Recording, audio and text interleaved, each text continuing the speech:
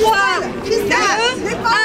Il était du petit ASEM, pirouette, cacahuète.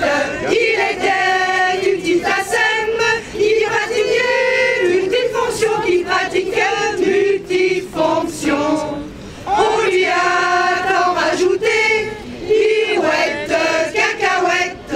On lui a tant rajouté, qu'elle est complètement usée, qu'elle est complètement usée. Elle est très peu reconnue, pirouette, cacahuète. Elle est très peu reconnue. Tout ce qu'elle fait n'est jamais assez, tout ce qu'elle fait n'est jamais assez. Si un jour elle n'est pas là, pirouette, cacahuète. Si un jour elle n'est pas là, les enseignants sont paniqués, les enseignants sont paniqués. Najadi, c'est quoi? Pirouette, cacahuète. Najadi, je les vois pas.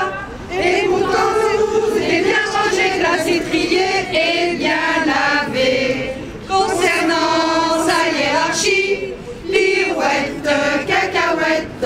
Concernant sa hiérarchie, il faut les compter sur les doigts, il faut les compter sur les doigts. À lui, il faut faire ceci, pirouette, cacahuète. Un lui dit, il faut faire ceci, et l'autre dit, il faut faire cela, et l'autre dit, il faut faire cela. Faire l'état consciencieusement, pirouette, cacahuète. Faire l'état consciencieusement, elle fait l'état gratuitement, elle fait l'état gratuitement. En Belgique, soit tous les prépas, pirouette, cacahuète. En Belgique, soit tous les prépas, car la commune ne paye pas, car la commune ne paye pas. La morale de cette histoire, pirouette, cacahuète. La morale de cette histoire, qu'avec ce rythme infernal, les assemblées finiront très mal.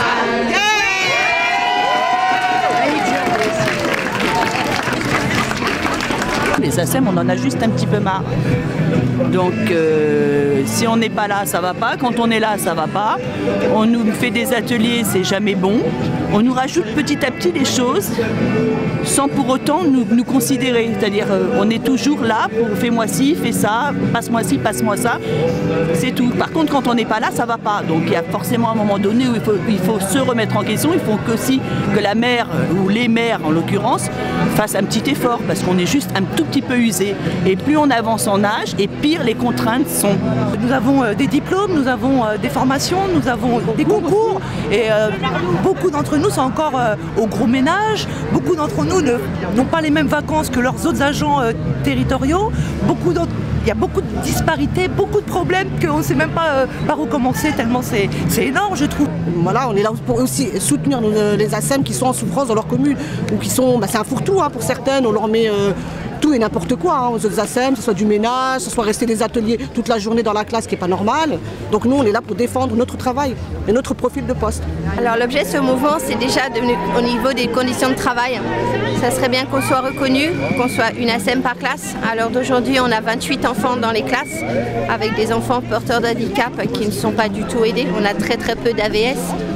Donc on nous demande de remplacer l'AVS, on nous demande en même temps de faire les ateliers et d'encadrer les enfants. On est très en colère. Les ASEM en colère, les ASEM fatigués. La mobilisation se poursuit, on est déterminé, on lâche rien sur l'ensemble du cahier revendicatif.